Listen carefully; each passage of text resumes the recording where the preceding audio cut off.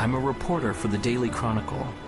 If there's one thing that I've learned throughout my years as a reporter, it's that the end of the story is rarely the end of the story. In fact, sometimes it is just the beginning. This is a story that was the beginning for me. Although we only met for a brief moment and there was only one word exchanged between us, my life was changed forever. Hello, I'm the reporter from the Chronicle. Come in. Thank you. The interview was with Vincenzo Vivaldi, the world's foremost violinist and composer. I admit I didn't know much about him, but I had my questions at the ready. How did he become such a success? How did he create such a legacy? And what inspired him to learn the violin?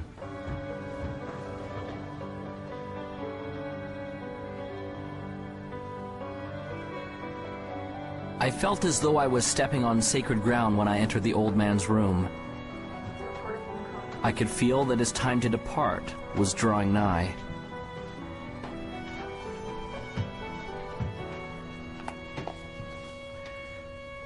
Thank you for seeing me, Mr. Vivaldi. For our readers, what would be the one key factor in achieving all of your great and grand accomplishments?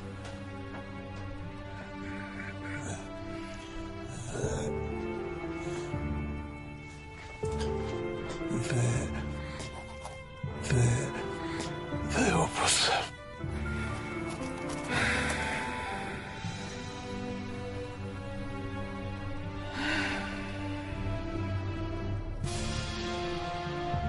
Those were the last words he ever spoke.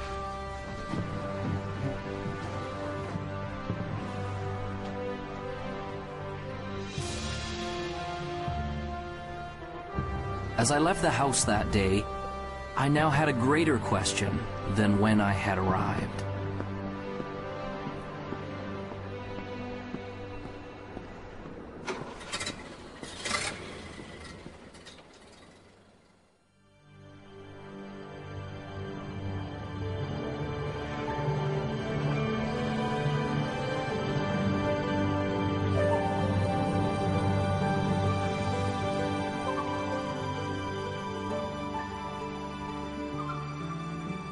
The Opus is a composer's greatest work, and the Opus is about us becoming the most amazing, magnificent, extraordinary human beings that we were meant to be.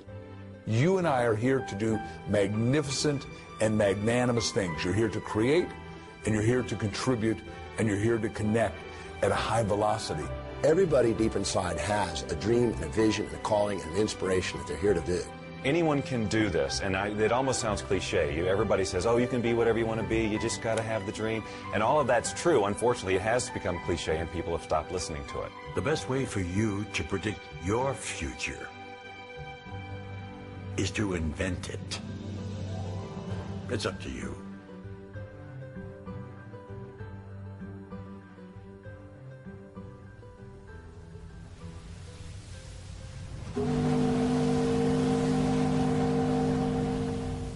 Vincenzo came to America when he was 7 years old. He came from the old country, Europe. When he got on board the boat that would take him to America, he had no idea he was about to encounter two things that would change his life forever. One was a new country. The other was a teacher and a violin.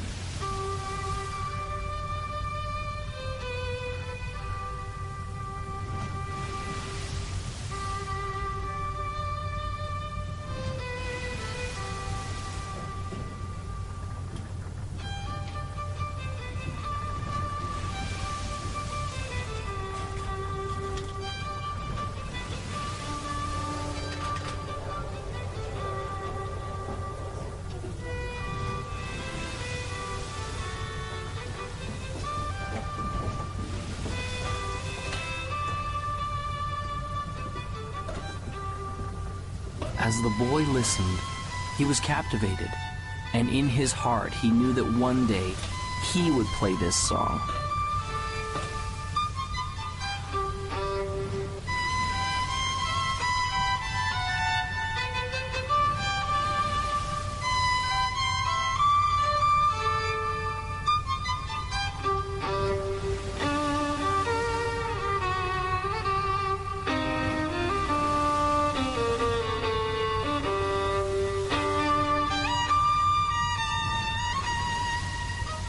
Vincenzo said that he wanted to play like that one day. Do you really believe that? Do you really believe you can? The old man asked. The young boy replied, yes. That is the key to unlocking your opus. The old man smiled and told him that he had just begun on the road to becoming great. He gave Vincenzo a notebook and told him to write down exactly what he wanted and to keep the book with him always. Vincenzo wrote that one day he would become one of the greatest violinists the world had ever known. The old man put his hand on the boy's shoulder. When you get there, don't stop. Remember, your opus isn't what you do. It will be the legacy of what you've become. Vincenzo did not understand. The old master smiled and said, one day you will.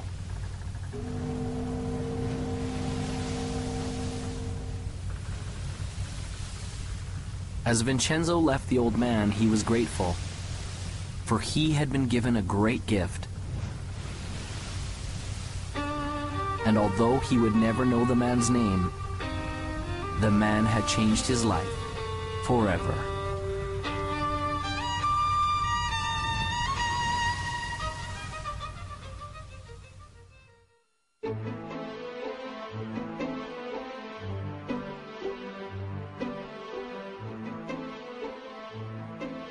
Vision is all about who you've decided to be, as if you had a magic wand that you could wave over your life, that you could actually be and do and have everything that's important to you, where you could be fulfilled and you could be in rich relationships and you could be abundant, attracting wealth and all the great things that we all want in life.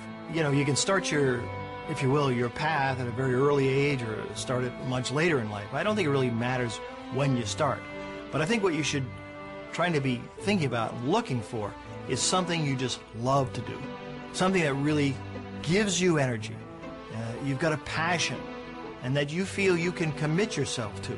Some people get into vision and purpose and they make it so huge, or they think it has to be so big that they scare themselves and they almost freeze themselves. They don't come up with anything. Your vitality in life is directly proportionate to the vividness of your vision. And when you have a clear vision, magnetic things occur, and you draw into your life amazing synchronicities. People, places, things, ideas, and events start to synchronize in your life to help you fulfill your vision. The law of attraction just says that anything we think, feel, say, and do, we attract to us. So we're always creating through what we're putting out in our thoughts, our feelings, our words, and our actions. A very common misconception about the law of attraction, people learning it, is that it's all about positive thinking, and it is not. Positive thinking is obviously, probably more beneficial than negative thinking, sustained negative thinking. But positive thinking can mean just that you're thinking about things that would normally make a person happy. But if you're not truly emotionally involved with your thoughts, you're not really having an attractive power. In other words, if you're visualizing a car, or you're visualizing a house, or you're visualizing lots of money, or whatever your version of success is, but you don't have any real feeling about it, that is in alignment with that. In other words, if you don't feel positive about those thoughts, you're actually not attracting anything positive. It's the feeling that powers our thoughts. The Institute of Heart Math, which is the most widely recognized research institute on the heart, has shown that our hearts have an energy field around them that's 5,000 times more powerful than our brains. So this is the real power source for people. And when we want something from our head, it can only go so far.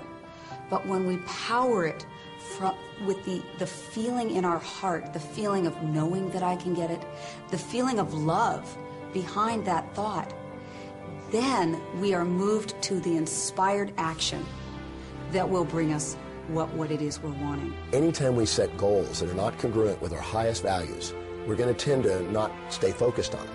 We're going to keep going back to what's truly important to us. And so it's very crucial to set objectives that are congruent and aligned with the highest values Because when you do, you don't require outside motivation. You're inspired from within. I work with teens every day. I've worked with thousands of teenagers all over the country. And what I know to help teenagers love and believe in themselves and have that success-driven vision that so many adults have is the very first thing you have to do is be original. Be yourself. Don't conform. Don't transform. Find your own original gifts. You have them. You have so many. And lead with those. Belief in yourself is the first step to anything great. If you don't believe you can do it, you're finished even before you get to the starting line.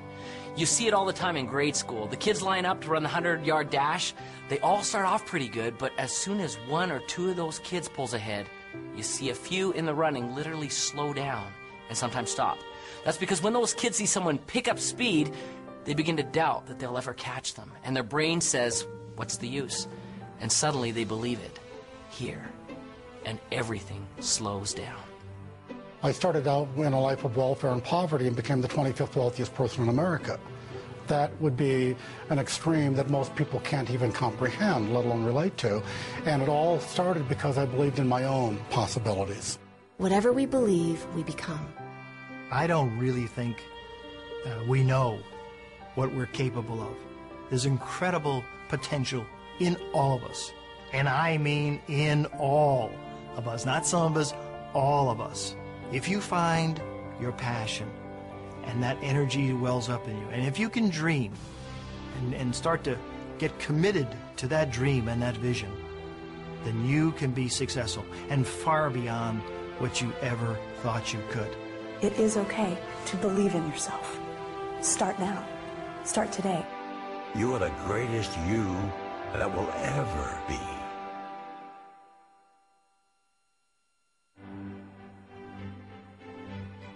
Vincenzo had set a goal. He began to see it powerfully and perfectly. It became real.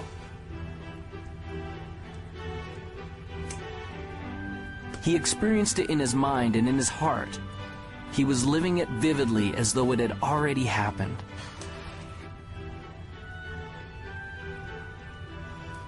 This gave him the momentum to begin.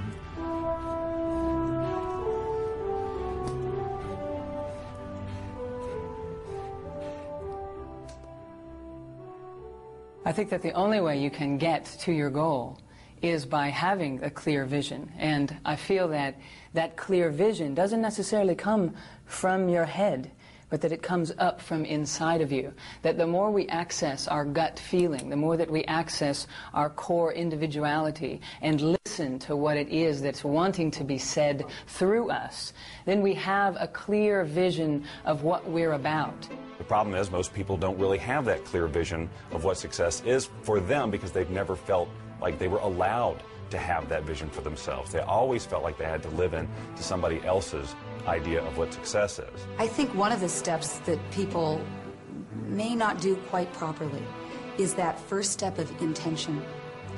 So many times people's intentions are coming out of a feeling of obligation or I should. When I find that people really stop, which is a hard thing to do in our society, to stop, but it's the thing that is most required for us to stop and turn inward. Someone asked me one day, if you could have anything that you wanted, if you could have your dream life, if it could look any way that you wanted it to look, what would it be? And I was stumped, because I was so used to being good at responding to my difficult circumstances that I even honored myself for being able to make the best of a bad situation. So I would constantly have to wait for bad situations to come around in order to identify who I was and to feel my strength to be able to go out there and do something. And so when someone asked me, well, if you could just be on the front side of something like that and just have it be whatever you would want it to be, what would it be? And I couldn't answer the question. I thought, I've got some different kind of work to do. The only way you can get a clear picture of where you're going and to understand what it is that you want out of life, you must silence the restless thoughts that are going through your mind. And you have to ask yourself, what do I want? How do I feel? And where do I want to go? In the 1960s, President Kennedy suggested that NASA was going to put a man on the moon by the end of the decade. And NASA took the plan and they said, okay, what's success look like? Success looks like not man on the moon, but astronaut safely back on Earth. So they said, let's plan from there. So there's a group of scientists who looked forward to success and said, let's work backwards and put the plan in place. Now, the problem most of us have is we don't have a clear vision of what success is. I started thinking about the creative process of living your life as it relates to creating music, because I enjoy creating music, and I always have. And it comes back, and I saw the parallel so clearly between how the process is the same. When I sit down to write a piece of music, it's generally born out of some inspiration. You know, I don't work under the rules that you have to write this type of piece of music, it's got to be 30 seconds and it's got to be this beats per minute. You know, I have full, because I do it for fun, you know, I have full creative control, so I work from inspiration, just as we should work from inspiration in our lives. That is what should guide us. That is what it should help us to create our vision, a feeling of inspiration, not someone else's sense of passion or their likes or interests, but our own. I have a philosophy of life, and that is this. Achieving any type of goal in your life is 99% intention, 1% methodology. Is being crystal clear about what you want, and the how, the methodology, will show up later. When people talk of clarity, it often gets described as just writing down your goals. The most important element is often left out. That's finding your motivation. If you want to get to your goals quickly, you've got to have clarity on why you want it. What does it mean to you? Why do you need it in your life? And the stronger and more important the why, the more power you will have to pursue that goal.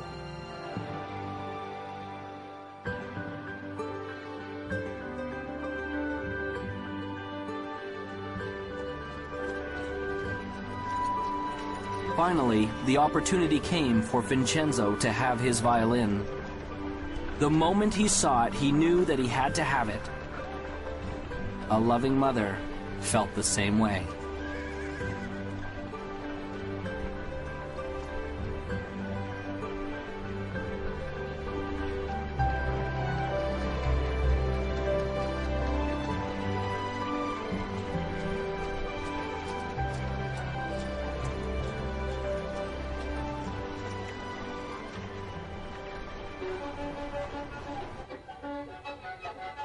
It was not as easy as it looked. But Vincenzo had made a decision and a commitment that he would learn to master this instrument no matter what.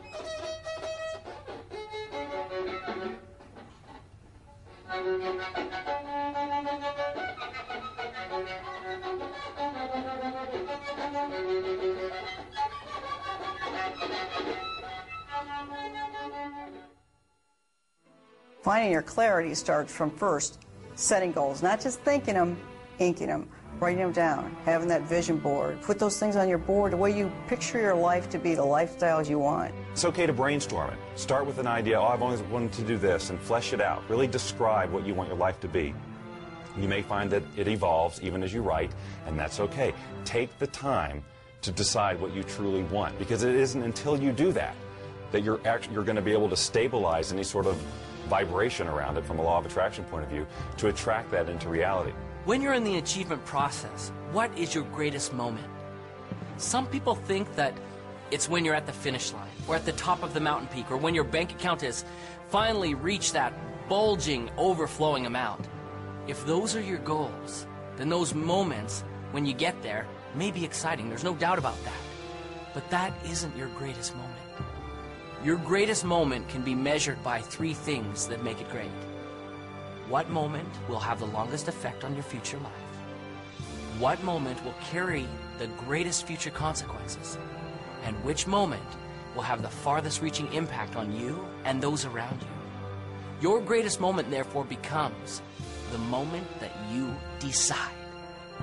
Decision changes everything.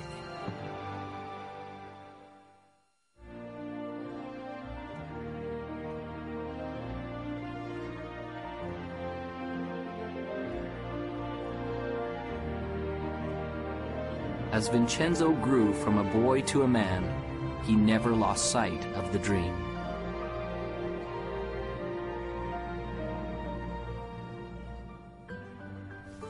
Vincenzo worked and saved his money to pay for lessons for his violin.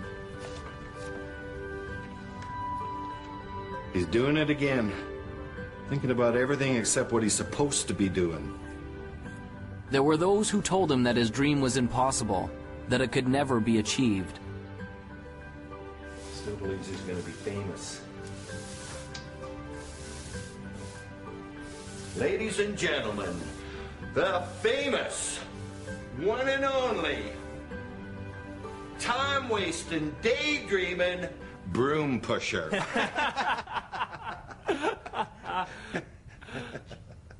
But he remembered the words of the old master on the boat. Do you really believe you can? That is the key to unlocking your opus. Vincenzo! Sweep the floor, boy, sweep! Vincenzo gained courage and continued forward.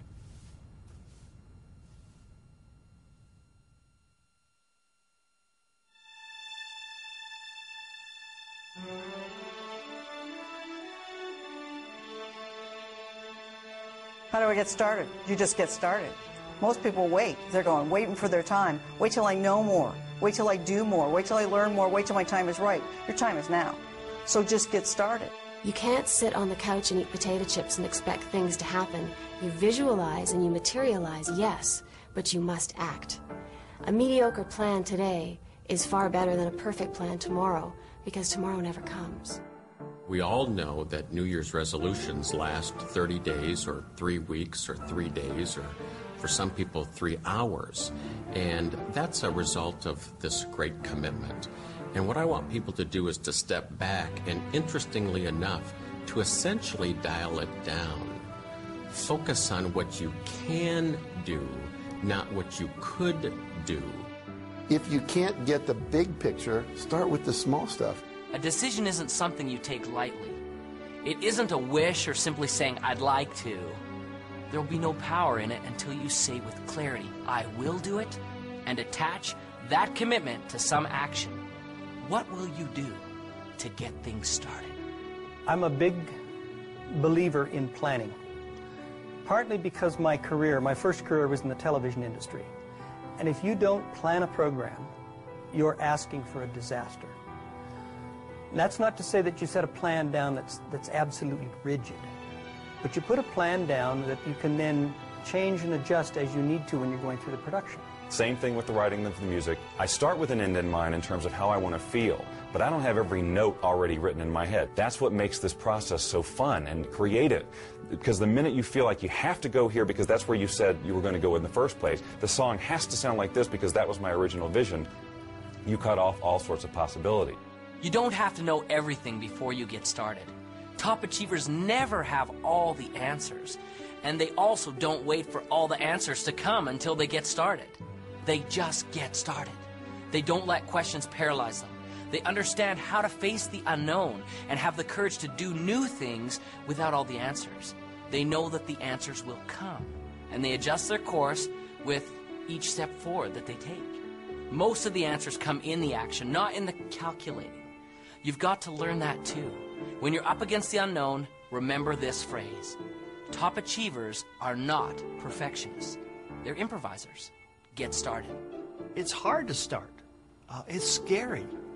And I know I've seen in my own life that some people they're just waiting for everything to be perfect. There is no perfect time. You never have a perfect plan. But you need to move forward. If you're convinced and you're passionate, it will develop. Have some faith. It can happen. It will happen. You got to stay positive, but you got to keep moving forward. And you got to keep moving forward knowing you don't have all the answers. I wanted to be a fighter pilot my entire life, but back in 1986 there was an experience which pretty much dashed my hopes up against the rocks.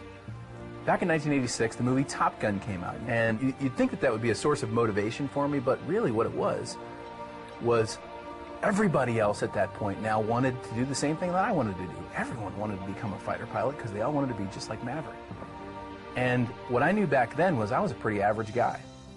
I knew that the people who were ahead of me were smarter, faster, they were stronger, and I thought, man, I'm not going to be able to do this anymore because all these people now want to do what I want to do. You know, we're being honest here, so I'll just tell you, I mean, I failed kindergarten.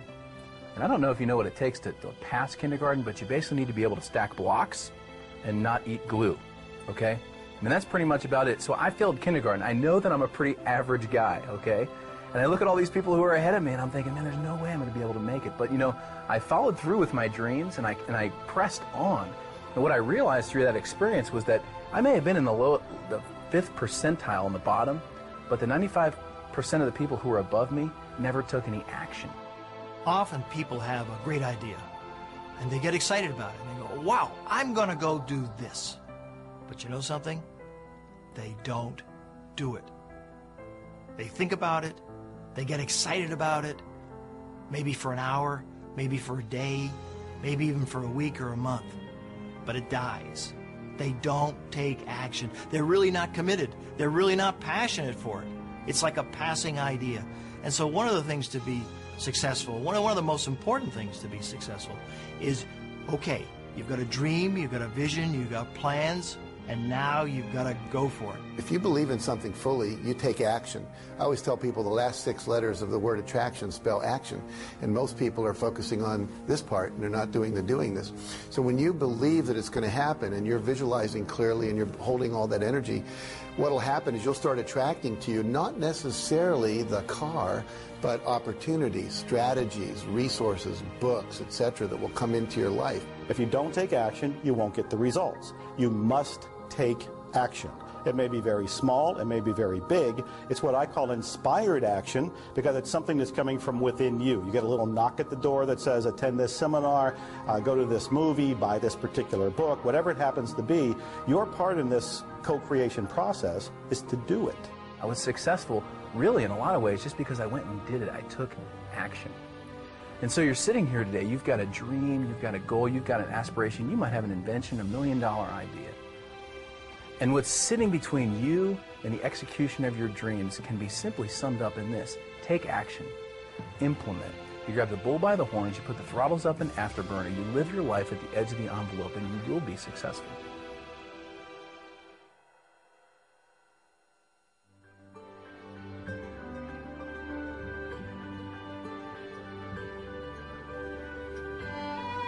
Vincenzo continued seeking additional understanding and education wherever he could, surrounding himself with other masters who could help him find his gift and develop his passion. This required effort and work.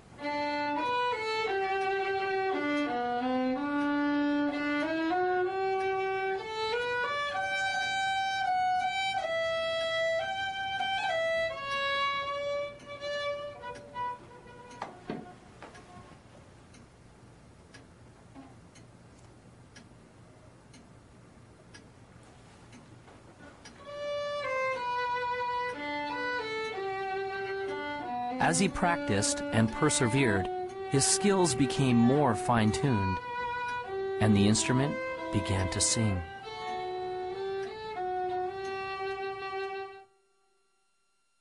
Whatever you want to do, whether you're an athlete, whether you're in business, whether you're a pilot, if you want to be successful, there are heroes, there are masters, there are people who have been successful before you who will be willing to teach you how to get where you want to be.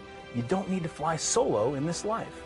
If you have any goal that you want to achieve in your life, the first thing I would invite you to do is surround yourself with people who believe in what you do. And sometimes those people, they're not your family, they're not your friends, they're not your coworkers.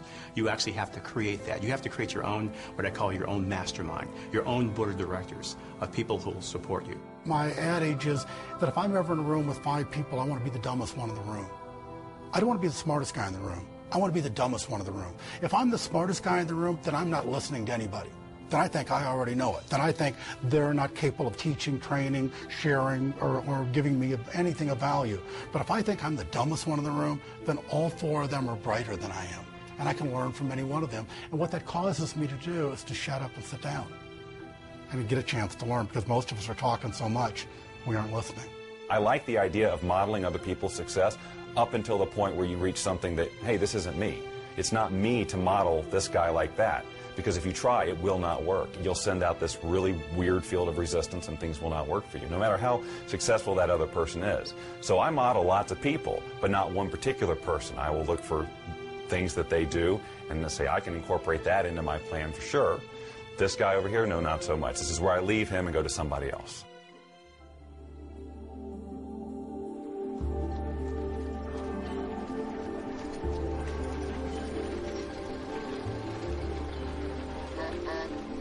Whenever there is greatness, there is also adversity.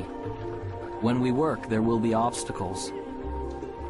Vincenzo's obstacle came when he turned 17. One day, as he was walking to his teacher's to practice his violin, he found that his vision began to blur. Soon, there were great dark spots appearing before his eyes.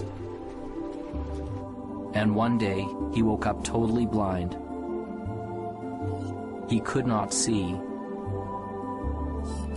This proved to be a big adversity.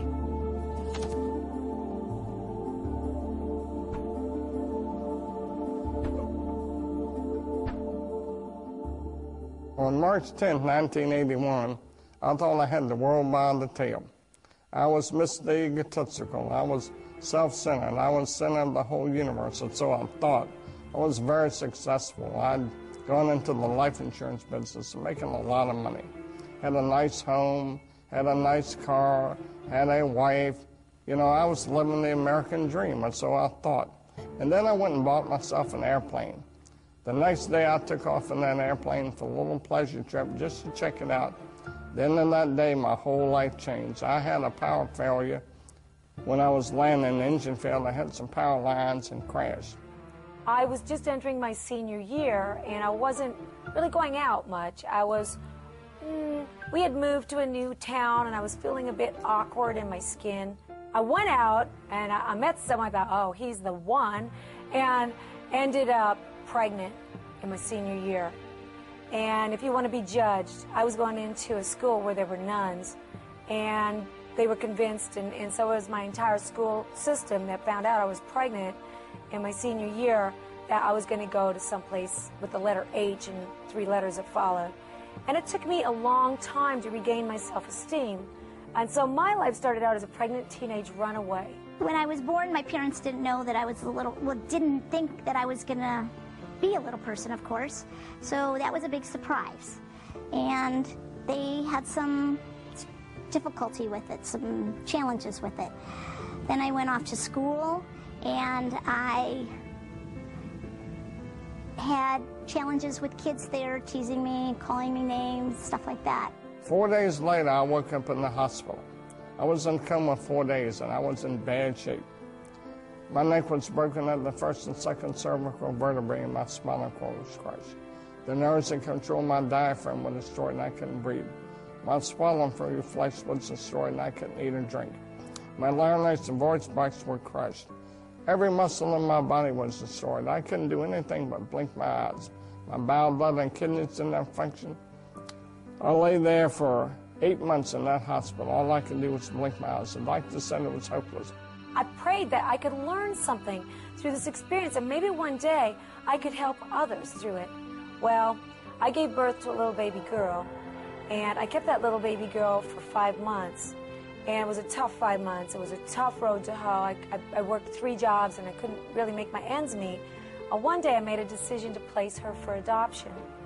And when I did that, and the lady came and took her away and drove away with my baby, I thought I was the worst sinner on planet Earth.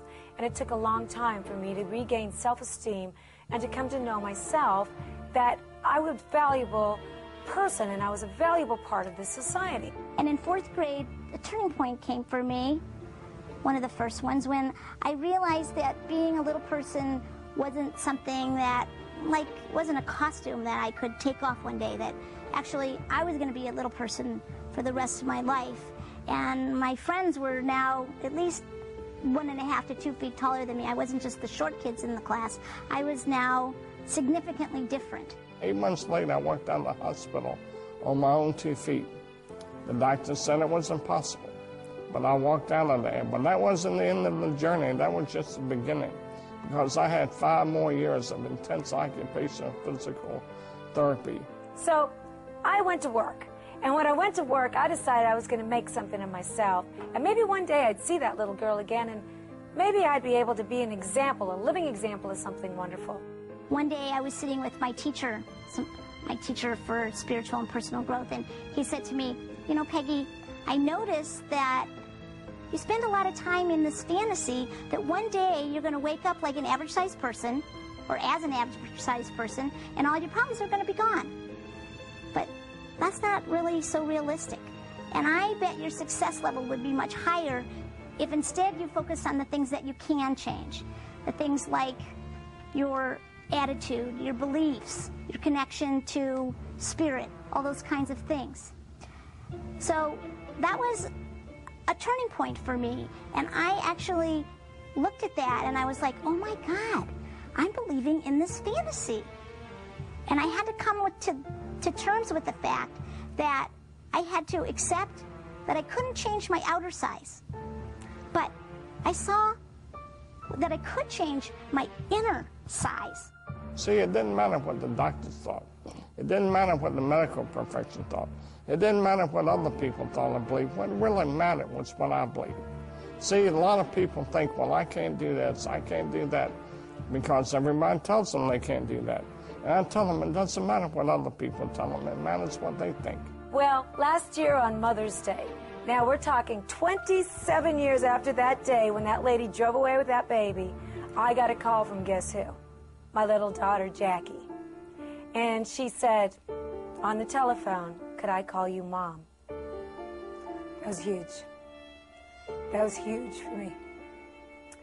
And I don't care what happened to you in your life. Someone told you you're a sinner and you're so down and out that you think you're nothing and you're a nobody. You're somebody. You find it within yourself and you get up. Pull yourself up by your bootstraps. You get out there and do good works. Jackie and I have become real good friends today. And I thank God she's a valuable part of this life. You know, I barely finished high school. Today I sat on the Harvard Women's Leadership Board. Were the times I was down, were the times that maybe the vision started to fade a little bit. You know, I'd be dishonest if I said they weren't. Of course there were times. But I didn't stay focused on that very long. See, it's okay to let yourself get down, but it's not okay to stay down. I have gone from the depths of darkness to the height of amazing, amazing joy and even ecstasy. I always say that I used to cry every day out of sadness. Now, I cry most days out of joy.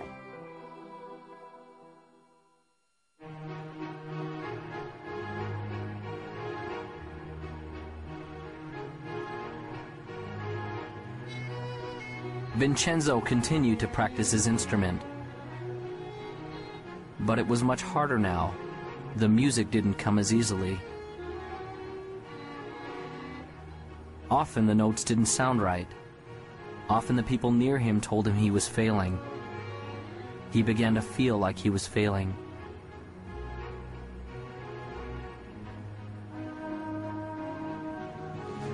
I can't.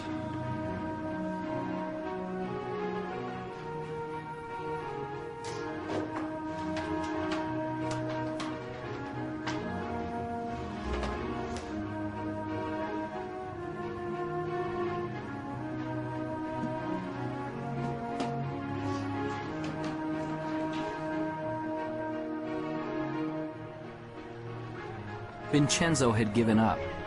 He felt like he had been robbed of the gift he had been given. His heart ached as he approached the entrance to the merchant's store.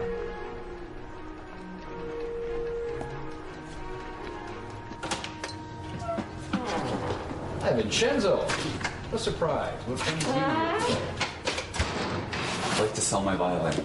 Those were the most painful words that he had ever spoken. Are you certain about that?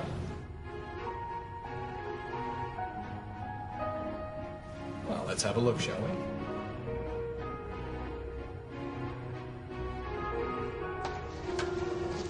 Oh my. Isn't this the same violin I sold you many years ago?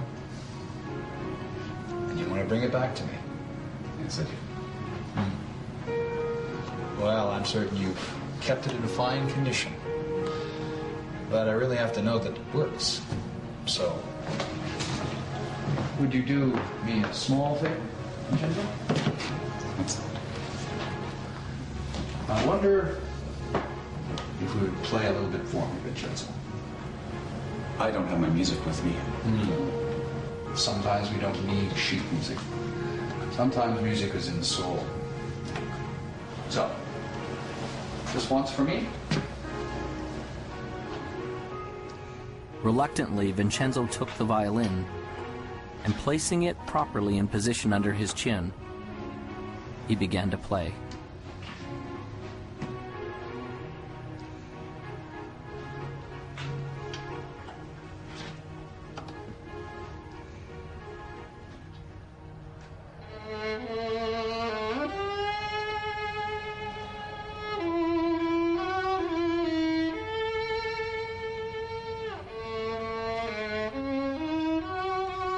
He began playing slowly at first, until his heart began to play the notes. As he did, something magical began to happen. He began to feel the power of the music once again.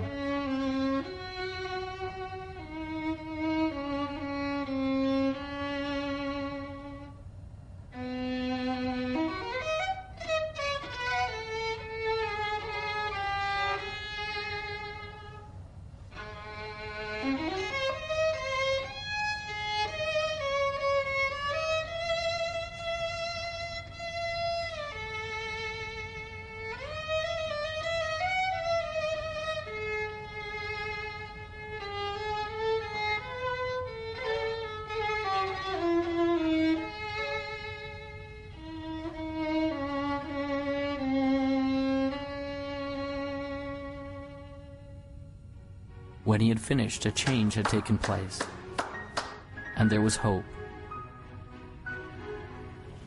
I can't sell you my violin. I thought as not. You keep the violin, Vincenzo, and play, all right? Vincenzo left the shop with a resolution that he would never again give up on his dream.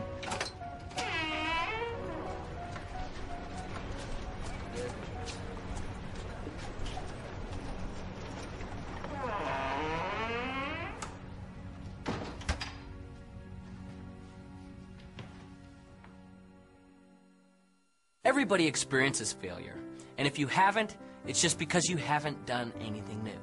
Because everything new requires failure. It's just a fact. In education, there's a term designated for new learners. It's called the J curve, a J. When we start, we may begin here. As we begin to implement the new experience or information in our life, we initially struggle, or perhaps even fail. But as we learn the lessons from our failure and are persistent, we become competent and very successful with our new lessons or experience. And as we get competent, things go up dramatically. That's a J curve. Most things in life come to us that way. So as we encounter feelings of frustration, we need to understand that it's normal, and we will get through it if we persevere. There was a software executive who made a huge error, costing the company millions of dollars, and this is a true story. Millions of dollars at this one mistake or one failure he had made. So he went in, he was called in to see the chairman and the CEO, and of course he brought his resignation letter, and he handed it to the chairman, and the chairman said, what are you doing? We just spent millions of dollars educating you. You can't leave us now.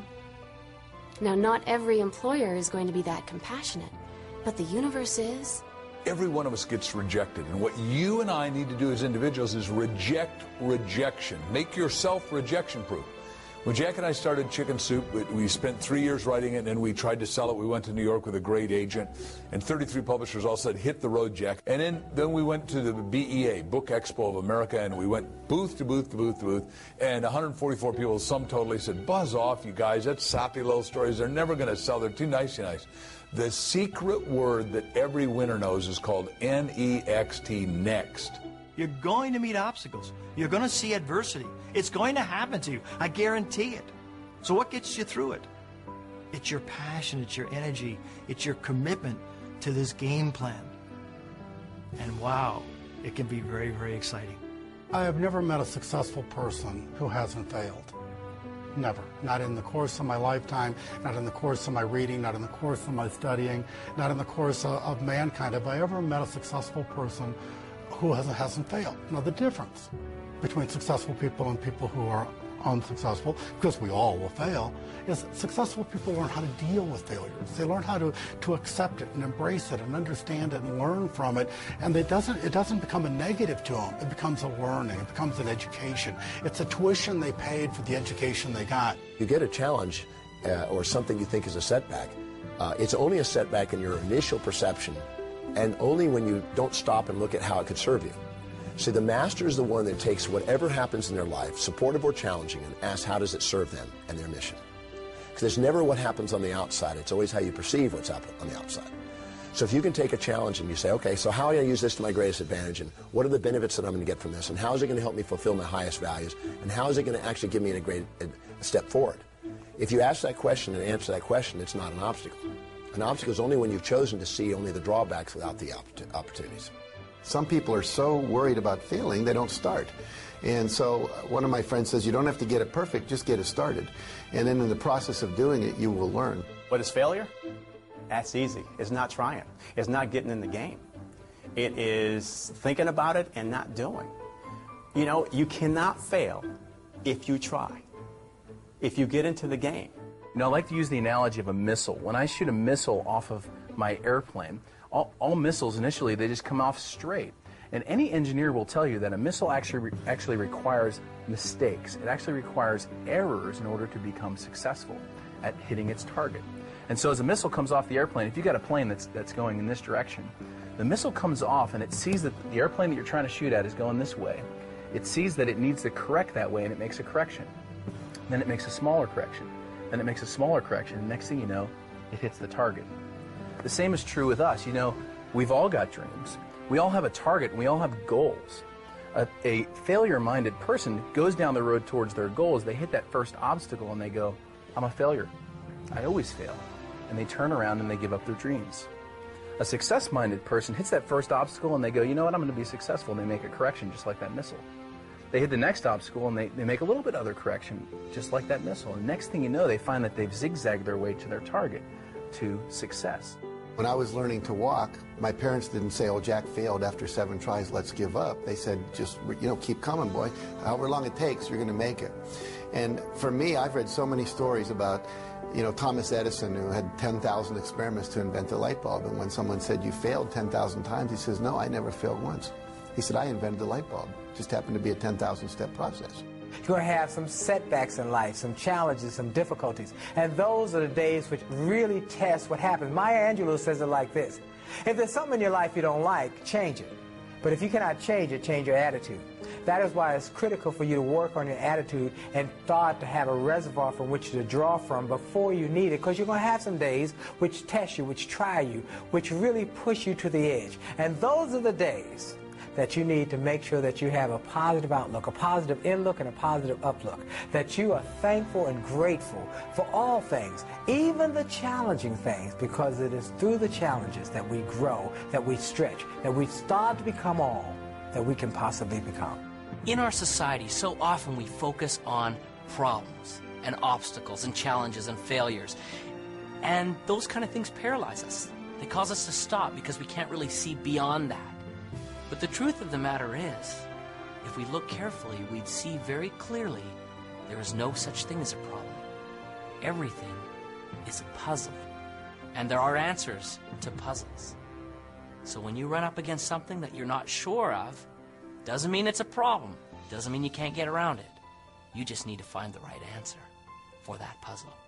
I've decided that every single thing that happens is a success. Everything.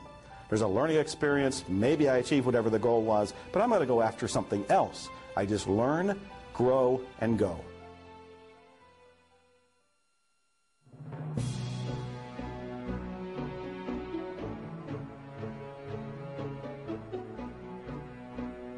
Once you reach a goal, whatever that is, or achieve a vision, and it may have evolved, and it may be very different than when you first set out, you are basking only momentarily in that sense of accomplishment. You can enjoy it. It doesn't have to be a letdown, but what you'll find is that you've naturally expanded who you are, who you can be, and you'll have another vision that's even bigger.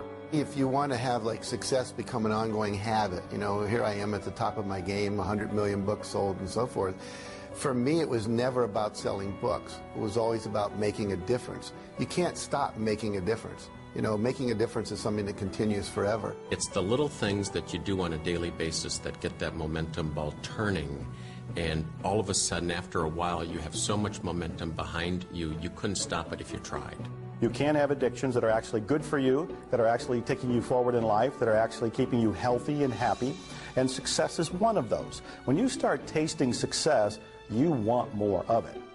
Aristotle said, excellence is not an act, it's a habit. So you get in the habit of excellence, and then you can go as high and dimensional and multi-passionately purposeful as you want, which is, you don't want to just do one thing, you want to do a multiplicity of things, because when the game called life is over, you look back on life, the only thing you could take with you is your memories. So you want to create a basket full of life memories that are worthy of you, that are valuable, that are vital, that are just exquisitely good. The only difference between people who are happy and those who aren't is their habits. So it's really a very simple thing. It boils down to only one thing. What habits are you choosing day in and day out? And the good news is that every day you get a new choice to pick new habits all day long. Every decision you make in every moment is determining the habits that you'll have today and tomorrow and the next day, and the outcomes that you'll have in your life.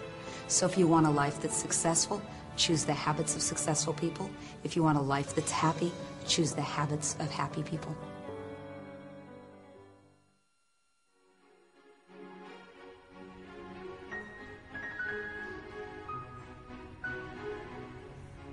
Well, thank you all for coming tonight. It's a pleasure to know you're out there. We're going to be playing a piece. Slowly, Vincenzo was offered opportunities to perform his music at local venues. Although these locations were not ultimately where Vincenzo wanted to be, he poured his heart into each of these performances.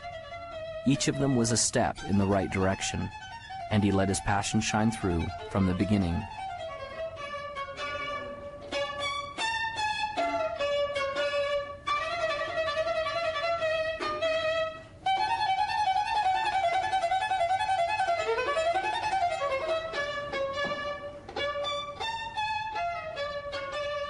As can be expected, this wasn't always easy. There were times he was afraid, but as he faced each challenge and each frightening moment, he seemed to build momentum and increase in his greatness.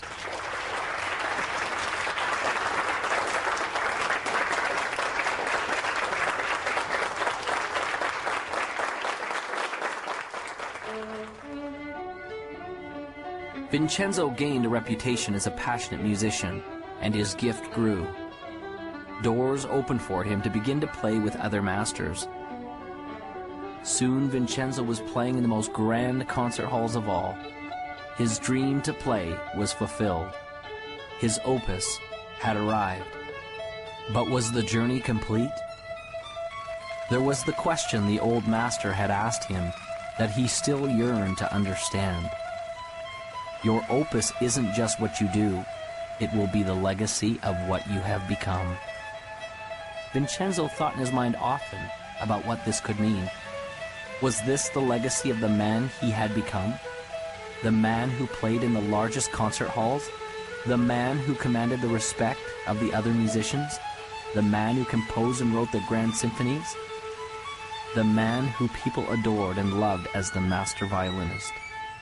Vincenzo still didn't understand.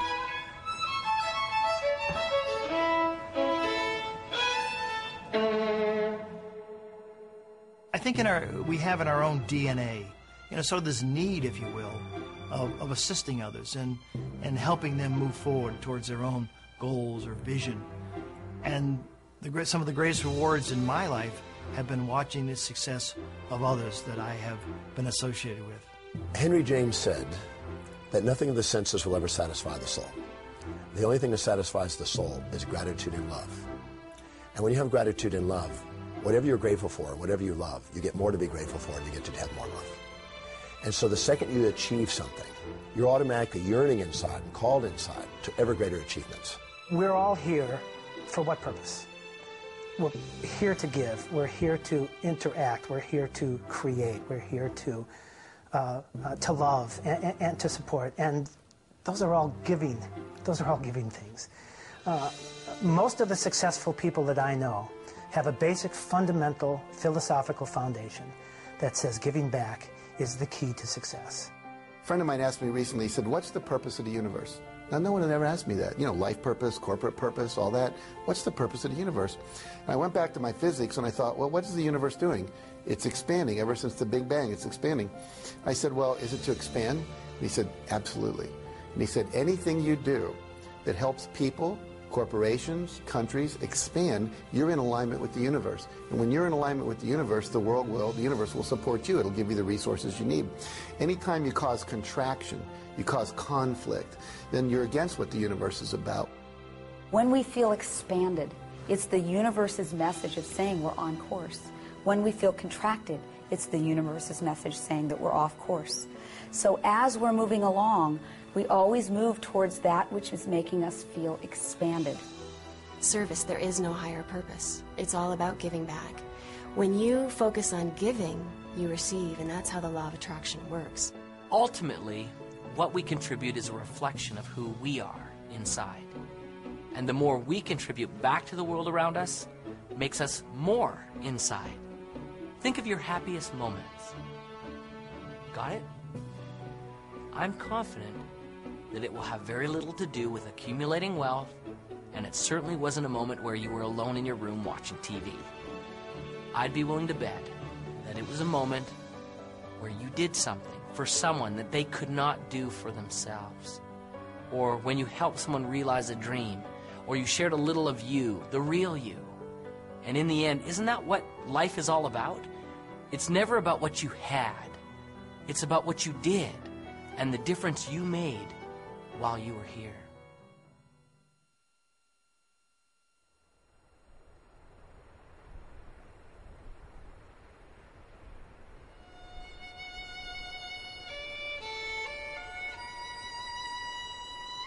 Your opus isn't just what you do. It will be the legacy of what you have become. Vincenzo still didn't understand. Then the lesson came as he was playing his violin in the park alone.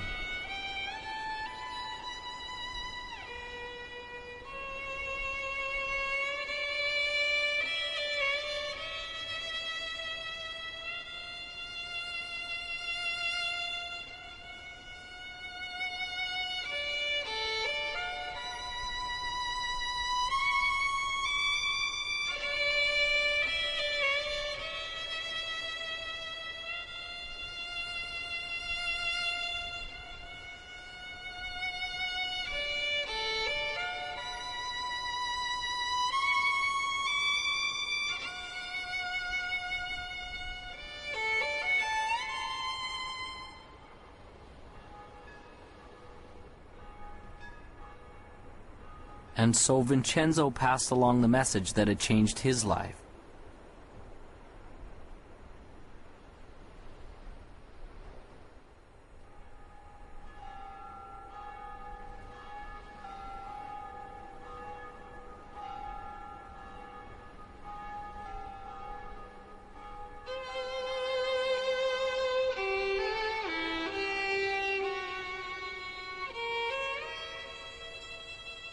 As the boy walked away in the snow, Vincenzo finally understood. It was almost as if the voice of his old friend, the master, came to him. Remember, your opus isn't just what you do. It will be the legacy of what you have become. Imagine, if you would, a hot summer day in the year 1944. Campus, Morehouse College. Dr. Benjamin Mays, the president of the college, sits at his desk. There's a knock at the door. He says, "Come in." He sees the door swing open, and a man and a teenager are in the doorway. He runs to grab the hand of the man, Martin Luther King Sr., Daddy King. Daddy King steps in and says, "Dr. Mays, I'm not going to take a lot of your time. I just came to introduce you to my son, Marty." We call him ML. His real name is Martin Luther King Jr. He's 15. He's going to college here in the fall. Very bright boy. But he's missing something, and I need a big favor. No, I don't need tuition that's bigger than that. No, I don't need room and board that's more critical than that. I came to ask you, would you teach my son how to dream? Please teach my boy how to dream. And Dr. Mays gave young Marty a piece and said, young man, read this piece every day, and it'll change your life. And he read it, and it changed his life. And I got hold of it, and I started reading it, and it changed my life. It's so profound, yet so simple. It simply reads, it must be borne in mind that the tragedy of life does not lie in not reaching your goals. No, no, no. The tragedy lies in not having a goal to reach for. It is not a calamity to die with your dreams unfulfilled, but it is a calamity not to dream. It is not a disaster to be unable to capture your ideals, but it is a disaster to have no ideals to capture. It is not a disgrace not to reach the stars, but it is a disgrace to have no stars to reach for. Not failure, but low aim is sin. You've got to dream big dreams, impossible dreams, dreams that will make a difference, leave a legacy, and a dream that will be your opus, your reason for coming to this planet. I truly believe that all of us are very special. We all have some unique, different, wonderful qualities. We shouldn't compare ourselves to others and say, well, they're so much better. We need to find our own special gifts. And as you find those gifts and you become passionate about those gifts, you move towards those gifts and take action. So if you've been watching the Opus, the time is now to take action. No more praying, no more wishing, no more hoping that great things will happen to you. Move forward, take action, become successful. We are all creating our own opus. We will all leave that legacy. You come to the end of your life knowing that you have lived from the inspiration of your heart and that you've lived a life of love and of joy and of happiness. Because I tell you, you can achieve success in life, and that doesn't guarantee happiness. We have to come from love and from that inspiration of why am I here, and you'll be happy and you'll be successful. You know in your heart that you want to do something. It might be open a business, it might be open a service, it might be write a book, it might be do any number of things. It's unique to you, but you haven't done it yet. You now have the beginning of some motivation. Your heart is pumping a little faster. The sweat is on your brow because you are excited about this. I want you to take action. I want you to go out there and do something. I want you to dare something worthy. I want to be able to say at the end of my life, did I do everything I could with everything I was given? I want to be able to say absolutely. So it's never done. As long as you're green, you're growing. As soon as you're ripe, you're rotten. The joy in your life, the passion in your life, and the success in your life will come when you're brave enough to say, this is me, and then go be that person. Most people tiptoe through life hoping they make it safely to death. And life is more than that. It's more than just tiptoeing from the time you're born to the time you die, making it from day to day. It's much more than that. But yet, most people never realize that. I know that I'm not just a body and a personality, that there's something much, much deeper and greater and actually magnificent inside of me, something extraordinary. And the more that I live from that place, the more that I'm able to see inside of other people that they're extraordinary, that they're awesome, that they're amazing. And the more and more I live from that place, the more I see that each moment of my life is amazing and magnificent. That is the gift that's come out of my challenge. That is my opus. Now you have the tools. You have a vision. You believe you can do it. You're clear and you know why you want it. You have a first action to get started with. You know where to go for help.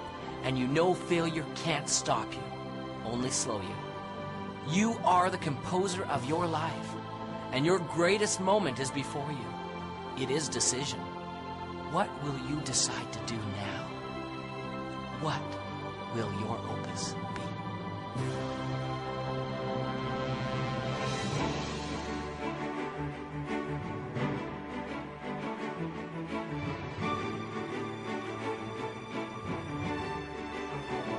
Your opus isn't just what you do.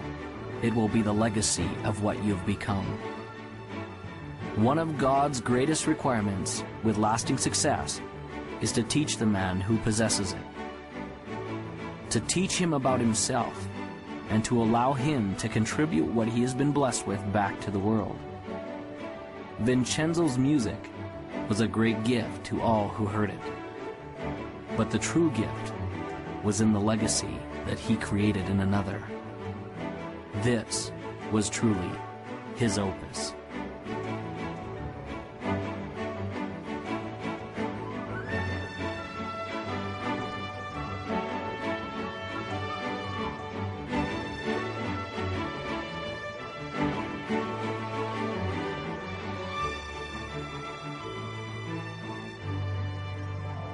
And now, as time passes, there's a question that each of us must ask ourselves.